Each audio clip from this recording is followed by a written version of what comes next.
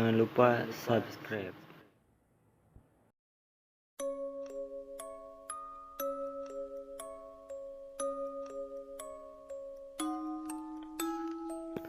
Assalamualaikum warahmatullahi wabarakatuh.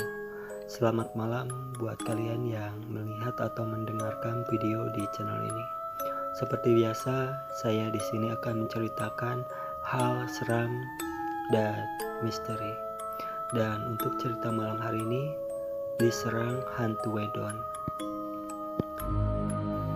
Ternyata pocong itu ada dua jenis loh, yaitu pocong yang tidak suka menyerang, yaitu pocong baik, dan pocong yang suka menyerang, yaitu pocong jahat. Orang Jawa menamakan pocong jahat ini dengan sebutan hantu wedon. Berikut ceritanya yang dialami oleh seorang teman yang suka berpergian ke petilasan dan makam-makam keramat.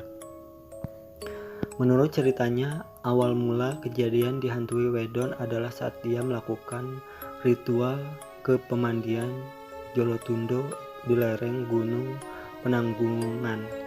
Saat itu malam begitu dingin dan kabut tipis seakan menyelimuti suasana sunyi dan sepi malam itu.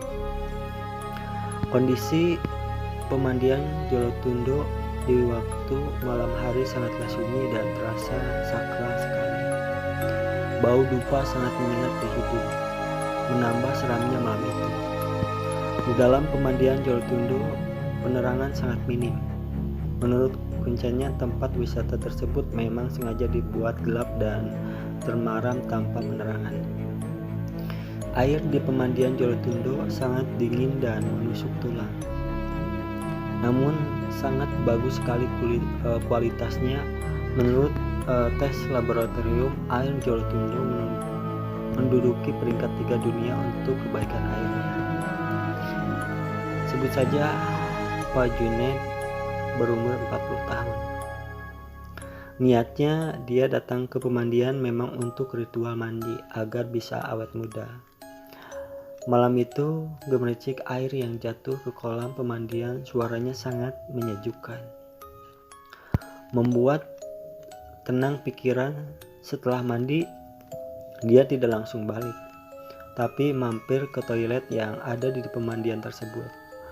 Dan kondisi toilet tersebut sangatlah gelap dan Pak Junaid hanya memakai penerangan dari lampu senter di HP-nya saja. Di atas pohon yang tidak jauh dari toilet tersebut terdengar suara burung hantu dan menambah seramnya suasana. Sebenarnya Pak Junaid mau membatalkan niatnya untuk ke toilet. Namun karena panggilan alam yang tidak bisa ditunda, akhirnya dia memberanikan diri untuk pergi ke toilet tersebut. Saat mau masuk ke dalam toilet tersebut, tidak terjadi kejadian aneh apapun. Waktu sudah menyelesaikan hajatnya ketika dia membuka pintu untuk keluar dari toilet, betapa terkejutnya dia. Setelah melihat di depan matanya terbujur sosok putih seperti pocong yang tengah rebahan.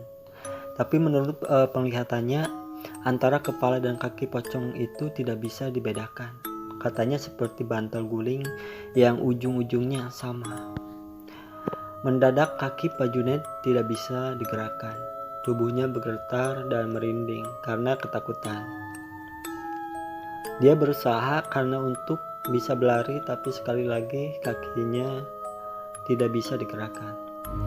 Diliriknya lagi penampakan tersebut dengan minimnya cahaya yang termeram. Pocong tersebut seperti kelihatan bergerak-gerak. Melihat itu Pak Junaid semakin takut dong. Dia sekuat tenaga menarik kakinya agar bisa bergerak. Dia akhirnya baca-baca doa agar bisa terbebas dari cengkraman hantu itu. Setelah membaca Al-Fatihah, berangsur-angsur kakinya bisa digerakkan. Setelah tahu kaki bisa bergerak lagi, secepatnya dia berlari ke pintu keluar pemandian Jolotundo. Keesokan harinya, dia bercerita ke temannya kalau dia masih beruntung tidak diserang oleh hantu pocong wedon yang menghantuinya malam itu. Menurut temannya yang termasuk orang pintar, pocong atau wedon tersebut menyerang dengan cara menyemburkan cairan dari mulutnya. Dan jika kita kena cairan tersebut, akan berakibat fatal, akan menimbulkan penyakit kulit yang parah seperti kusta atau lepra. Itulah cerita untuk malam hari ini. Tinggalkan like, comment, share, dan subscribe, dan jangan lupa juga nyalain loncengnya biar gak ketinggalan jika ada video-video baru di channel ini. Terima kasih. Assalamualaikum warahmatullahi wabarakatuh.